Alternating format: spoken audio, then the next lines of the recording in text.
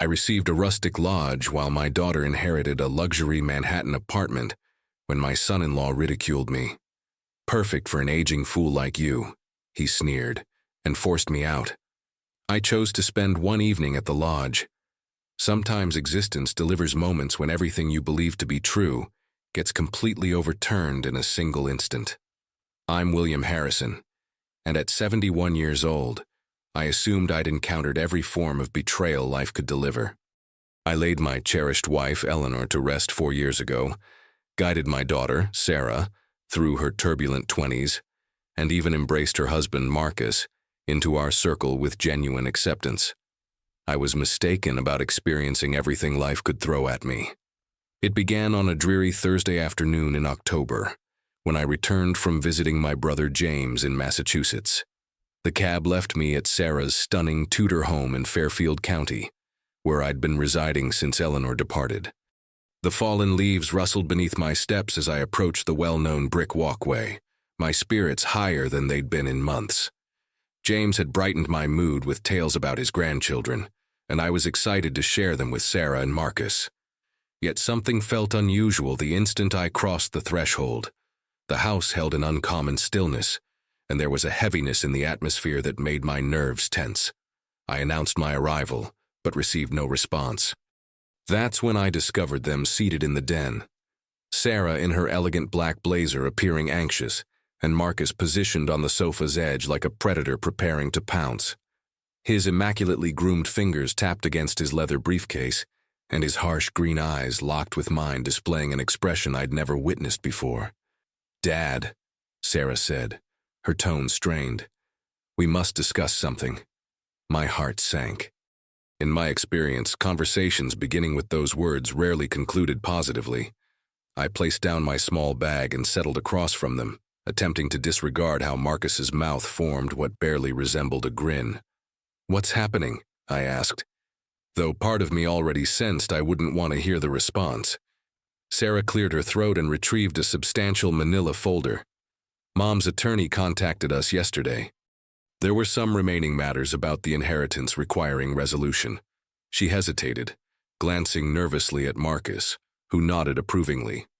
Apparently, Mom left detailed instructions regarding how certain assets should be allocated. My pulse quickened. Eleanor had always been careful with our finances, but she'd never mentioned any special directives to me. What sort of instructions? Marcus leaned forward, his voice oozing with artificial compassion. "Oh, William, friend, I'm terribly sorry you must learn this, but it appears Eleanor left Sarah the penthouse in Manhattan. You know, the one overlooking Central Park. 4 bedrooms, 3 full baths, that magnificent balcony with the city view." I nodded slowly. Eleanor and I had spent many weekends there throughout the years. It was valued at least $3 million, possibly more. And what about the lodge in upstate Vermont? The quiet that ensued was overwhelming. Sarah shifted uncomfortably, unable to meet my gaze. It was Marcus who delivered the devastating news with surgical accuracy. "That ancient place went to you," he said, his voice adopting a mocking edge. "You know, the little shack beside Lake Champlain that hasn't been renovated since the 1980s. No modern heating, that cramped kitchen, the squeaky floorboards." He paused, allowing each word to penetrate like venom. "Honestly, it suits an aging fool like you perfectly." The words struck me like a physical assault. I felt my face burn with humiliation and shock. Sarah's head jerked up, and momentarily I thought she might defend me. Instead, she simply looked away, her cowardice as evident as daylight. "Marcus," she said weakly, "that's uncalled for." "What?" he said, his voice escalating with false innocence. "I'm simply being truthful. The lodge requires extensive work. And let's be realistic. William's at that stage where he should be simplifying anyway. It's actually ideal for him. Basic, manageable. No stairs to worry about taking a tumble on." I sat there absorbing the cruelty of his words, the casual manner he dismissed my value, my dignity, my position in my own daughter's existence. This man whom I'd welcomed into our family, whom I'd helped plan his wedding to my daughter, whom I'd prepared countless meals for, was addressing me like I was nothing more than an unwanted burden. "I believe," I said quietly, my voice barely audible. "I should go gather my belongings." Marcus's smile widened. "Actually, William, we've already handled that for you. Your suitcases are near the entrance. We thought it would be simpler this way. You know, a fresh start." Sarah finally discovered her voice. "Dad, we're not throwing you out. It's just that Marcus received a promotion and we need the space for his home office and my art studio. And there's something else." Marcus placed a protective hand over his briefcase, his eyes gleaming with satisfaction. "We're expanding the business. We need this house as collateral for a major loan." He paused, tilting his head with mock concern. "Of course, we'll need you to respect our financial decisions as adults. The lodge will give you the perfect opportunity to rediscover your independence."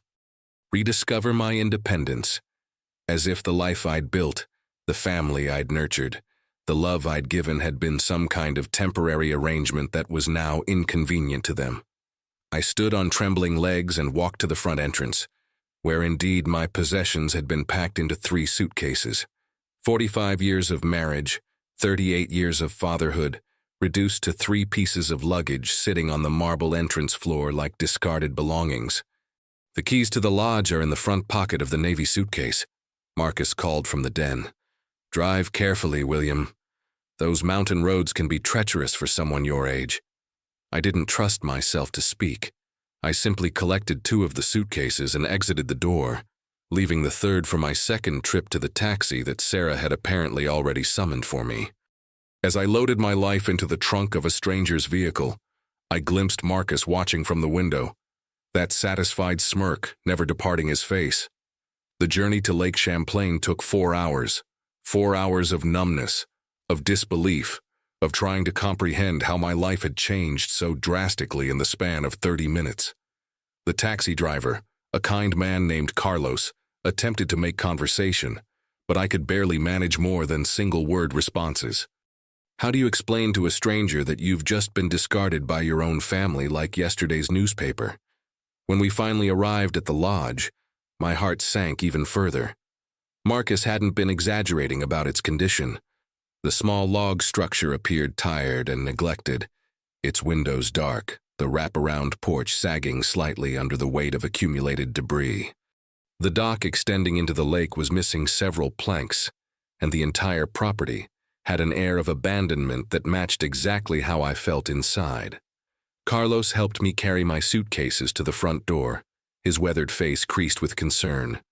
"You sure you'll be all right out here by yourself, sir? It's pretty remote." I managed a weak smile. "I'll be fine. Thank you for your kindness."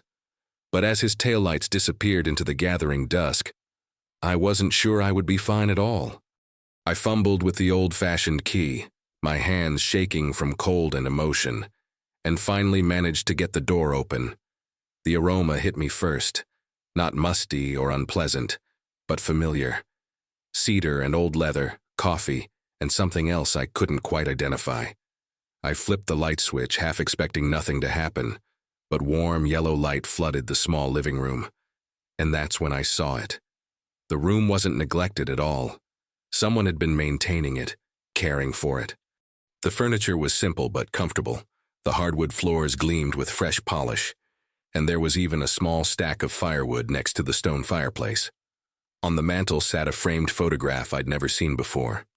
Eleanor, as a young woman, standing in front of this very lodge with an elderly man I didn't recognize. I set down my suitcases and walked closer to examine the photo. On the back, in Eleanor's familiar handwriting, were the words "with Uncle Thomas, 1968. The place where dreams take root, Uncle Thomas. Eleanor had never mentioned anyone named Thomas. Her parents had died when she was young, and she'd always said she had no other family. I turned the frame over in my hands, studying the man's face. He had gentle eyes and a warm smile, and he was looking at young Eleanor with obvious affection. My exploration was interrupted by a knock at the door. My heart leapt into my throat. Who could possibly know I was here? I approached the door cautiously and peered through the small window. An elderly woman stood on the porch holding what appeared to be a casserole dish. "Mr. Harrison," she called. "I'm Dorothy Brennan from next door. I saw the lights come on." I opened the door hesitantly. "I'm sorry, do we know each other?" Dorothy smiled warmly. "Not personally, but Eleanor told me all about you. I've been keeping an eye on the place just like she asked me to." She held out the casserole dish. "Made you some chicken stew. Figured you might be hungry after your trip." "Eleanor asked you to keep an eye on the place," I repeated, confused. "When did you speak to Eleanor?" Dorothy's expression grew gentle. "About 2 weeks before she passed, Mr. Harrison. She came up here one last time, spent 4 days going through things, organizing. Said her William would be coming here eventually, and when he did, he'd need friends nearby." She paused, studying my face. "She said you'd probably arrive looking like the world had crumbled around you, and that I should tell you something specific." My breath caught in my throat. What did she say? Dorothy's eyes twinkled. "She said to tell you that sometimes the most precious gifts are hidden in the most unlikely places, and that Thomas's legacy was finally coming home where it belonged." She handed me the casserole dish. "She also said to check the loose board under the kitchen table when you were ready for the truth." Before I could ask what she meant, Dorothy tipped her hat and walked back into the darkness, leaving me standing in the doorway with a casserole dish and more questions than answers. I closed the door and leaned against it, my mind spinning. Eleanor had been here 2 weeks before she died. She'd made arrangements for someone to watch over the place. She'd left me a message about checking under the kitchen table, and she'd mentioned someone named Thomas, whose legacy belonged to me. I walked slowly to the small kitchen, my heart pounding. The table was simple oak scarred from years of use. I got down on my hands and knees, running my fingers along the floorboards until I found one that gave slightly under pressure. With some effort, I pried it up. Inside the small space beneath, wrapped in oilcloth, was a metal box. With trembling hands, I lifted it out and carried it to the kitchen table.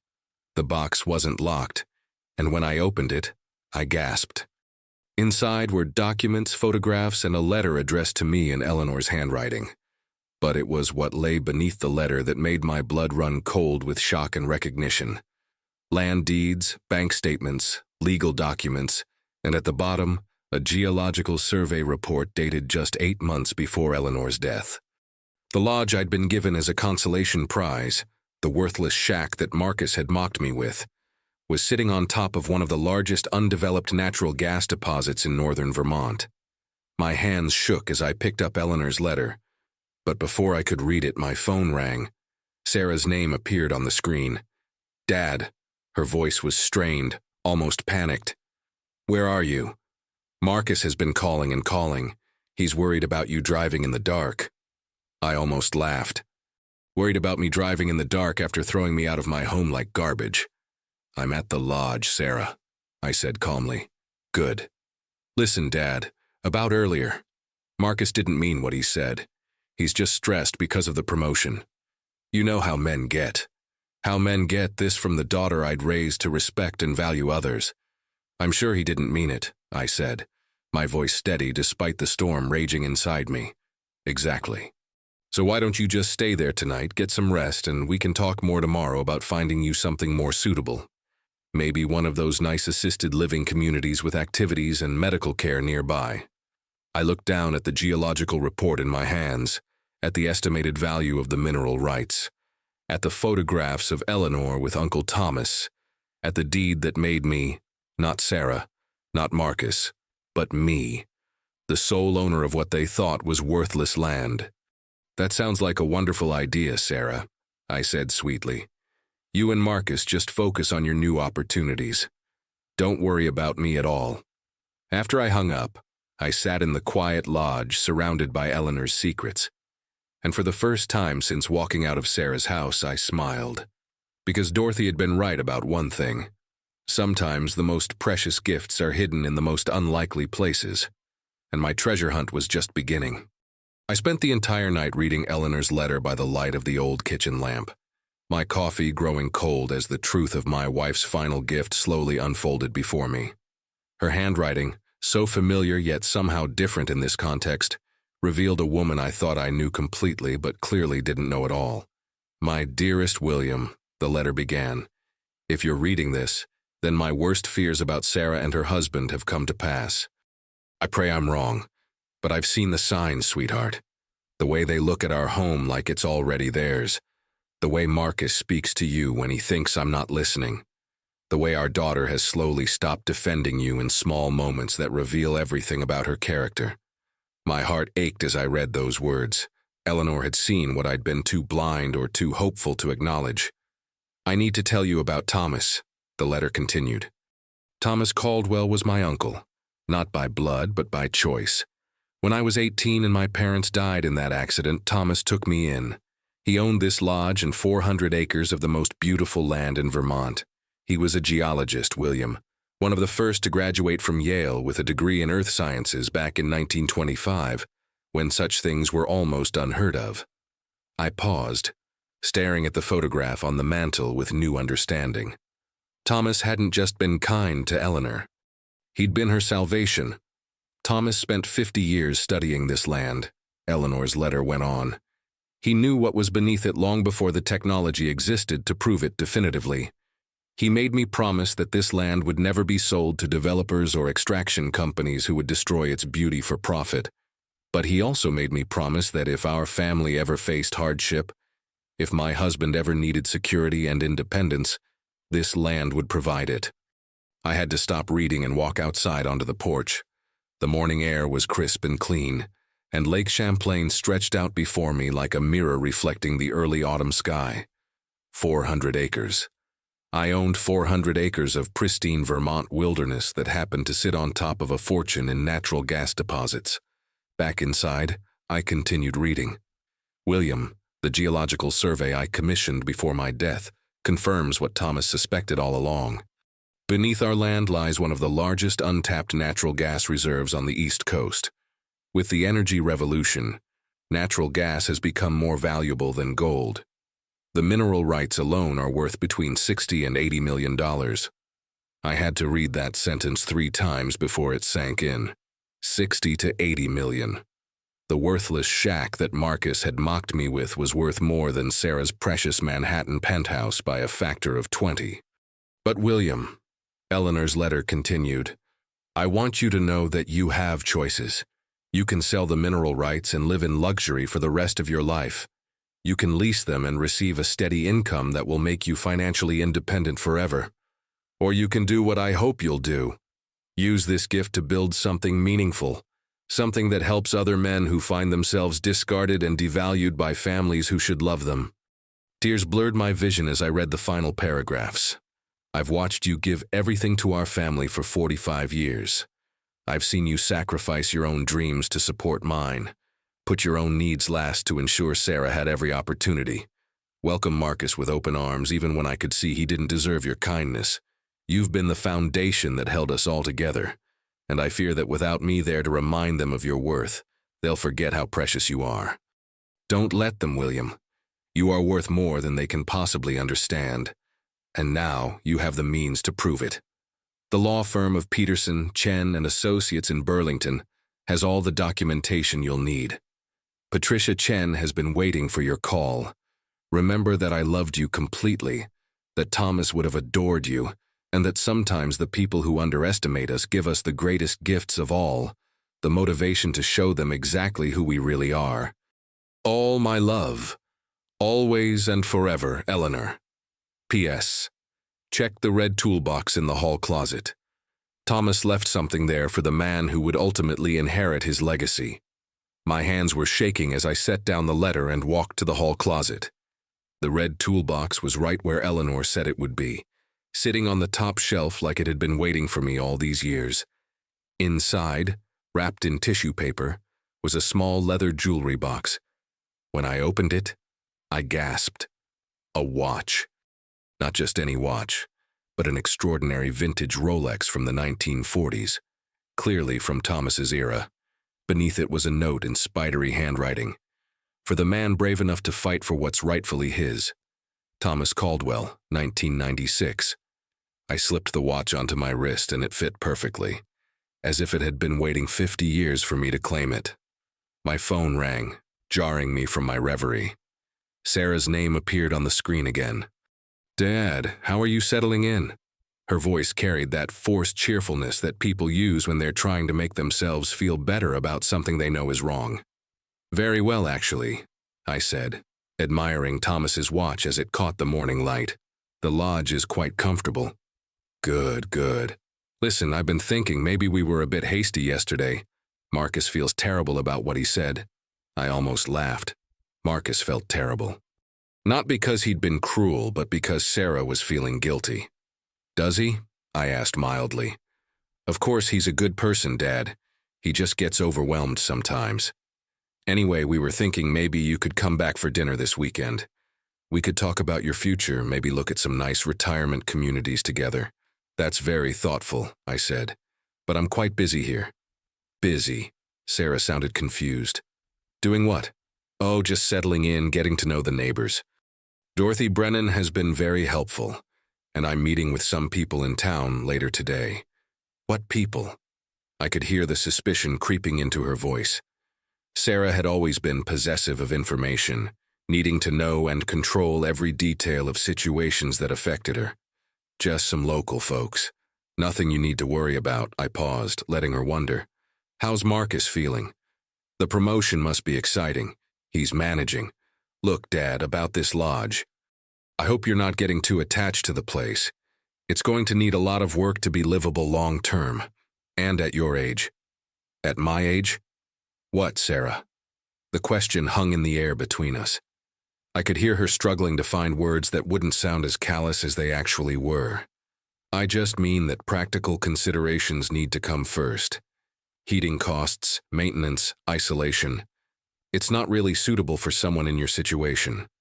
My situation, elderly, discarded, dependent on their charity. I appreciate your concern, I said sweetly, but I think I'll manage just fine. After I hung up, I called the law firm Eleanor had mentioned. Patricia Chen was expecting my call, as Eleanor had predicted, and agreed to meet with me that afternoon in Burlington. The drive to Burlington gave me time to think, to plan, to imagine the looks on Sarah and Marcus's faces when they discovered what they'd actually given me. But more than that, it gave me time to remember who I used to be before I became someone who accepted being treated as disposable. Patricia Chen's office was in a modern downtown building with floor-to-ceiling windows overlooking Lake Champlain. Patricia herself was a sharp-eyed woman in her 50s who greeted me with a combination of professionalism and genuine warmth. Mr. Harrison, she said, settling behind her polished desk. Eleanor spoke of you often during our meetings. She was very concerned about ensuring your security and independence. She never mentioned any meetings to me, I said. Patricia smiled. She wanted to surprise you. Eleanor spent the last year of her life setting up what she called William's insurance policy. She was quite specific about how things should be handled. She opened a thick file. First, let's discuss the mineral rights. The natural gas deposit beneath your property is substantial. 4 major companies have already expressed interest in leasing agreements that would pay you approximately $15 million annually for the next 25 years. $15 million annually. The number was so large it felt abstract, like play money from a board game. However, Patricia continued, Eleanor also researched several other options. There's a growing market for sustainable extraction partnerships, where you maintain ownership while companies use environmentally responsible methods to access the gas. These arrangements typically pay less initially, but provide longer-term income and preserve the land's ecological integrity. What would Eleanor have wanted? I asked. Based on our conversations, I believe she'd want you to have choices. Financial security, yes, but also the ability to create something meaningful. She mentioned several times that you'd always talked about wanting to help other men, but never had the resources to do it. I thought about the homeless shelter in town that was always struggling for funding, about the single fathers I'd met over the years who worked multiple jobs and still couldn't afford decent housing, about men like me who'd spent their lives caring for others, only to be discarded when they were no longer convenient. What if I wanted to use some of the income to establish a foundation? I asked. Something that helps men who've been abandoned by their families? Patricia's eyes lit up. Eleanor said you might say exactly that. She had me research the legal structures for establishing a charitable foundation. Everything is already prepared. It just needs your signature. We spent the next 3 hours going over documents, legal protections, and financial projections. By the time I left Patricia's office, I understood exactly how wealthy I'd become and exactly how I wanted to use that wealth. But first, I had a family to deal with. The drive back to Lake Champlain was peaceful, giving me time to process everything I'd learned. As I pulled into the lodge's driveway, I noticed another car parked nearby, Sarah's Mercedes. I found her standing on the dock, staring out at the water. When she heard my footsteps on the wooden planks, she turned with an expression I couldn't quite read. "Dad, we need to talk." "Do we?" I asked, joining her at the end of the dock. "Marcus has been asking questions about this place, about why Mom left it to you specifically. He thinks there might be something valuable here that we don't know about." Of course he did. Marcus's greed had radar for hidden assets. "What kind of something?" I asked innocently. Sarah shifted uncomfortably. "I don't know. Land values, maybe development potential. He thinks Mom might have had reasons for keeping this place that she didn't share with us."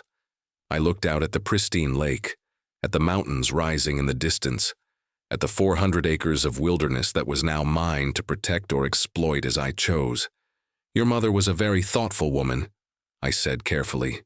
"She always had reasons for her decisions." "Dad." Sarah's voice took on the tone she'd used as a teenager when she wanted something. "If there is something valuable here, something we missed, we could work together, pool our resources, make sure everyone benefits fairly." "Everyone," meaning her and Marcus. "That's very generous of you," I said. "Especially considering that yesterday you and your husband made it clear that I was no longer welcome in your home or your life." Sarah had the grace to look ashamed. That was wrong. I know that. Marcus was stressed and I should have handled things better. "Should have handled things better," I repeated. "Is that what you call watching your husband humiliate your father and then helping him pack my bags?" "I'm sorry." The words came out strained, forced. "I'm truly sorry, but we're family, Dad. Family forgives each other." I turned to face her fully. This woman I'd raised from a baby, whose scraped knees I'd bandaged, whose dreams I'd supported even when they required sacrifices I could barely afford. "You're right," I said quietly. "Family does forgive each other. But first, Sarah, family has to ask for forgiveness. Real forgiveness, not the kind that comes with conditions and expectations of shared profits." Sarah's face flushed. "I am asking for forgiveness." "No," I said. "You're asking for information. There's a difference." Before she could respond, my phone buzzed with a text message from Marcus, even though he'd never texted me before in the 6 years he'd been married to my daughter. "Hi, William. Hope you're settling in well. Sarah and I were thinking maybe we should have the lodge appraised. Just for insurance purposes, of course. Family properties can be tricky. Let me know what you think." I showed Sarah the message. Her face went white. "I didn't know he was going to text you," she said quickly. "That was his idea. Of course it was." I slipped the phone back into my pocket. "Sarah, I want you to go home to your husband. Tell him that the lodge is perfectly insured and that he doesn't need to worry about family properties that don't belong to him. Dad, tell him," I continued, my voice growing stronger, "that some gifts come with wisdom attached. And wisdom teaches us that not everything valuable can be measured in dollars." Sarah stared at me for a long moment, as if seeing someone she didn't recognize. "You're different," she said finally. "No," I replied, touching Thomas's watch where it sat on my wrist. "I'm exactly who I've always been. You just forgot to look." As Sarah's car disappeared down the mountain road, I stood alone on the dock, watching the sun set over my lake, my mountains, my 400 acres of pristine wilderness. Tomorrow I would begin implementing Eleanor's plan. I would establish the foundation, secure the mineral rights, and build something that would help men long after I was gone. But tonight, I simply stood in the gathering darkness, feeling the weight of Thomas's watch on my wrist. and the power of Eleanor's love surrounding me like armor. For 45 years, I'd been William the husband, William the father, William the man who put everyone else's needs first. Tomorrow I would begin being William the foundation director, William the philanthropist, William the man who owned a fortune and knew exactly how to use it. But first, I had one more phone call to make. I dialed Sarah's number, and when she answered, her voice was wary. "Dad, Sarah, I want you and Marcus to come for dinner tomorrow night, 7 o'clock. There are some things about your mother's legacy that I think you should understand." "Really? That's wonderful. Marcus will be so relieved." "Sarah," I interrupted gently, "this isn't a reconciliation dinner. This is an education. Tell Marcus to bring his appetite for truth. He's going to need it." I spent all of Friday preparing for what would either be the most satisfying dinner of my life or the final destruction of my relationship with my daughter. By 6 o'clock, the lodge smelled like my mother's beef roast. The table was set with Thomas's good china that I'd found in the hutch, and I'd arranged Eleanor's documents in neat piles on the kitchen counter. At exactly 7 o'clock, I heard car doors slam in the driveway. Through the window, I watched Sarah and Marcus approach the lodge, their body language telling the whole story. Sarah walked hesitantly, like a woman approaching her own execution. Marcus strutted beside her with the confidence of someone who believed he was about to claim a prize. He dressed for the occasion in a charcoal gray designer suit that probably cost more than most people's monthly salary. His dark hair was styled with professional precision, his cologne applied liberally. He looked like he was attending a real estate closing, not a family dinner. "William," he called out as I opened the door, his voice dripping with false warmth, "this place looks so much better in the evening light. You've really made it homey." Homey. The way he said it made it sound like a consolation prize for people with low expectations. "Thank you," I said, stepping aside to let them in. "I hope you brought your appetites." Sarah hugged me awkwardly, her perfume unable to mask the nervous perspiration I could smell beneath it. "Dad, the place really does look great. Very rustic. Your mother always loved it here," I said, watching their faces carefully. She said it reminded her of possibilities. Marcus's eyes were already scanning the room, cataloging every piece of furniture, every decoration, every potential indicator of hidden value. I could practically hear him calculating square footage and estimating renovation costs. "It has potential," he said, running his manicured finger along the mantelpiece. "With the right investment, this could be quite charming. Modernize the kitchen, add a master suite, maybe expand the deck." He paused at the photograph of Eleanor and Thomas. "Who's this man with Mom?" "That's Thomas Caldwell," I said, beginning to serve dinner. "He was very important to your mother." "I've never heard of him," Sarah said, settling into her chair. "Mom never mentioned a Thomas." "Your mother was a private woman about some things," I replied, ladling beef roast onto their plates. "She believed that some stories should be saved for the right moment." Marcus practically bounced in his seat. What kind of stories? Was he an old boyfriend or something? The casual disrespect in his voice made my jaw clench, but I kept my expression neutral. Thomas was a remarkable man, a geologist. "He owned this land long before your mother inherited it." "Inherited it?" Sarah's fork paused halfway to her mouth. "I thought Mom bought this place." "No," I said, taking my seat across from them.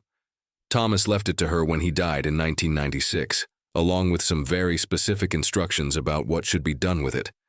Marcus's eyes sharpened.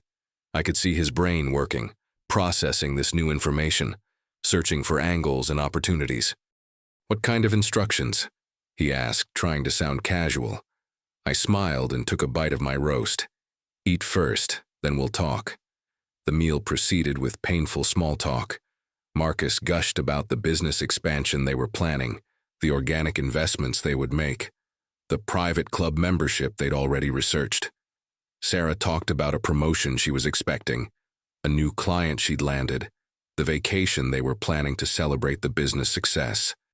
Not once did either of them ask how I was adjusting to living alone, whether I needed anything, or if I was happy. Their self-absorption was so complete it was almost impressive. "This has been lovely," Marcus said as I cleared the dinner plates. But we should probably head back soon. I get tired so easily these days. He patted his stomach. All this rich food is exhausting. Of course, I said, but before you go, I have something to show you. I retrieved the metal box from the kitchen counter and set it on the dining table. Sarah and Marcus stared at it with obvious curiosity. Your mother left this for me, I said, opening the box slowly, along with some very interesting information about our family history. I pulled out the photograph of young Eleanor with Thomas and placed it where they could both see it clearly. Thomas Caldwell was born in 1903, I began, my voice taking on the cadence of a storyteller. He was one of the first men to graduate from Yale University with a degree in geology.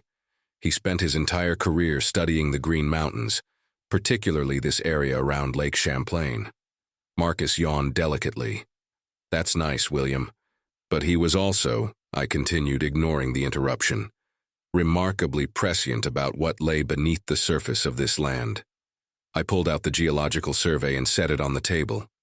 Sarah leaned forward to read it, her expression shifting from boredom to confusion to shock in the span of seconds.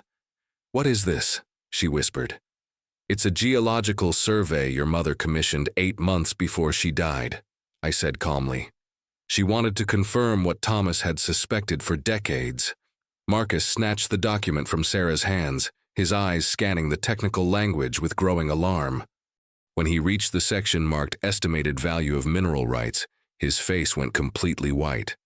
This says, he had to clear his throat and start again.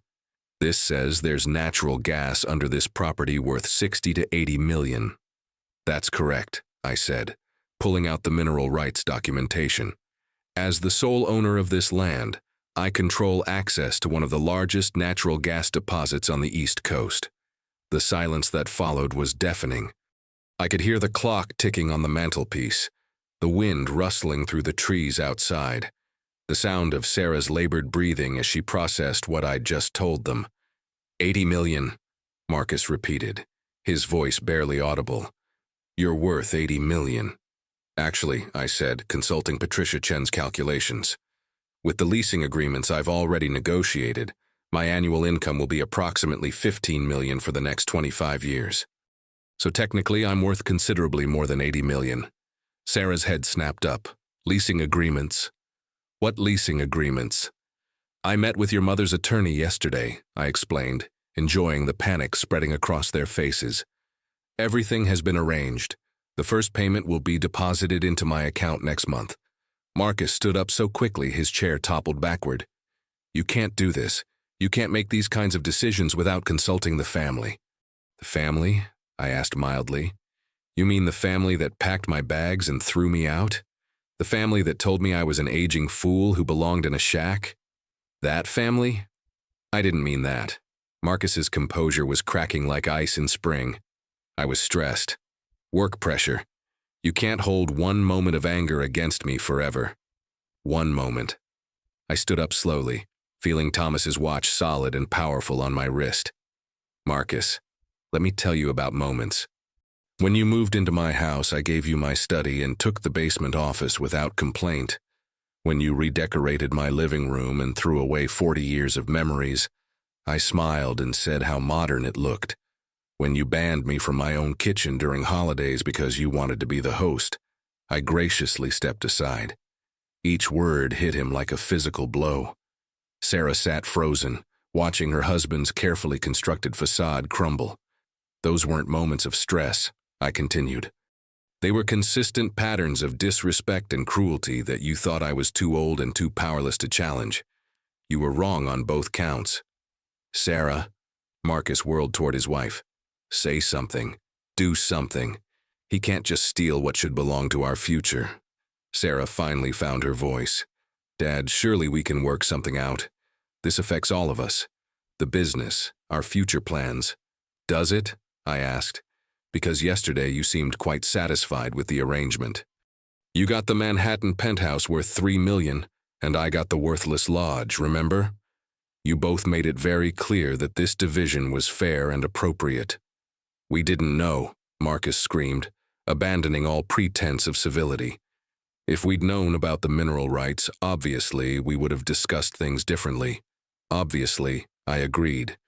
Which brings us to the heart of the matter, doesn't it? You're not upset about fairness or family values.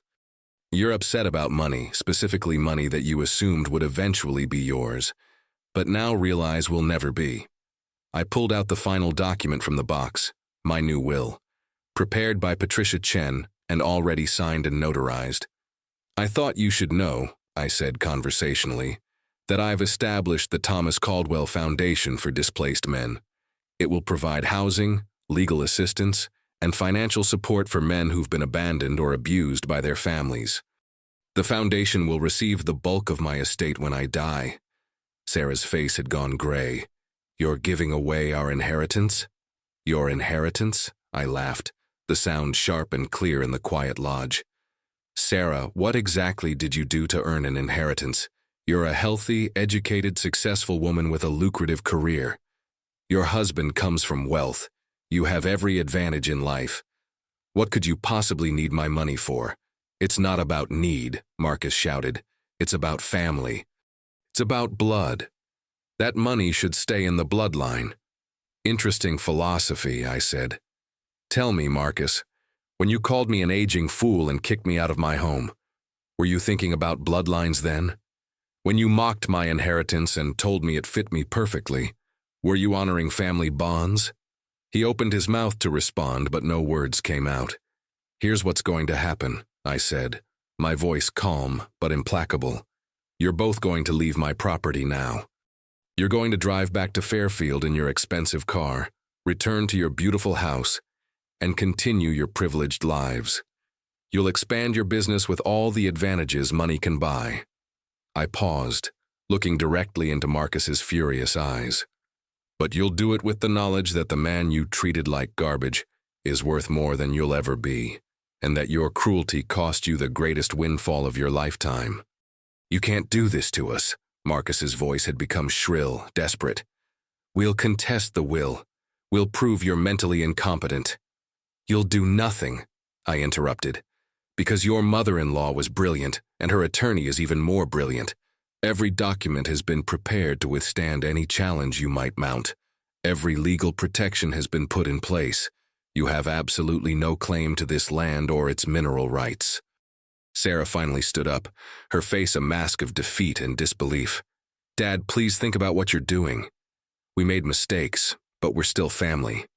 For a moment, just a moment, I felt my resolve waver. This was my daughter, after all, my only child. Then I remembered the casual cruelty in Marcus's voice when he'd called me names.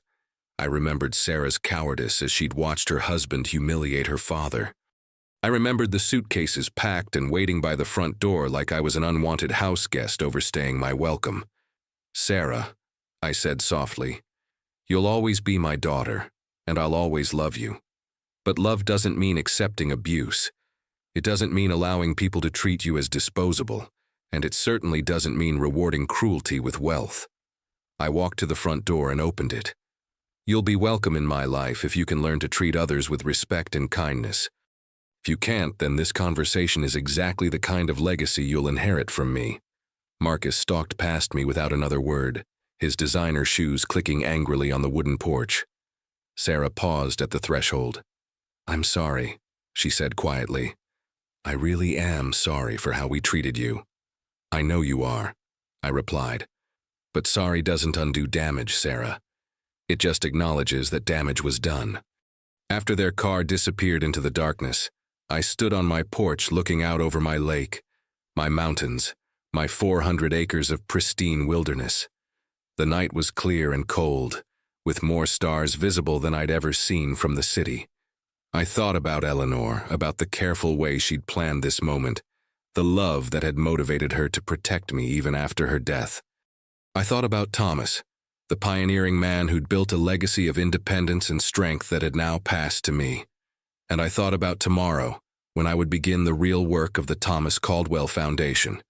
There were men in shelters tonight who needed safe housing. There were single fathers working multiple jobs who needed financial assistance. There were elderly men being pressured by their families to give up their independence who needed legal protection. My phone buzzed with a text message from Sarah. "Dad, please reconsider. We can start over, be a real family again." I smiled as I typed my response. "We were a real family for 40 years, until you decided I wasn't worth keeping. Some bridges once burned can't be rebuilt, but new bridges can be constructed. The choice is yours." 8 months later, I stood in the main hall of the Thomas Caldwell Center for Men, watching as our first residents moved into their new apartments. The center, built on a small portion of my land, provided temporary housing for up to 60 men and their children, along with job training, legal services, and financial counseling. Dorothy Brennan, who'd become both my closest neighbor and my dearest friend, helped me cut the ribbon at the opening ceremony. The local newspaper ran a feature story about the mysterious philanthropist who'd appeared seemingly from nowhere, with unlimited resources and an unlimited commitment to helping displaced men. I never mentioned my daughter or son-in-law in any of the interviews. Sarah had called 3 times since that dinner at the lodge, once to tell me that Marcus had received another promotion, once to ask if I wanted to attend their anniversary party, once to inform me they were moving to California for new opportunities. I declined all 3 invitations politely but firmly. I'd learned that you can't force people to love you properly, but you can refuse to accept being loved poorly. On a warm evening in late spring, I sat on my dock with a glass of wine, watching the sunset paint the lake in shades of gold and crimson. Thomas's watch caught the light as I raised my glass in a toast. "To second chances," I said aloud, "to hidden treasures, and to the wisdom that comes from finally understanding your own worth." The lake reflected the stars as they appeared one by one in the darkening sky, and I felt a deep peace settle over me. At 71 years old, I discovered that life's greatest adventures sometimes begin exactly when you think they should be ending. And sometimes the people who try to throw you away give you exactly the freedom you need to find out who you were always meant to be.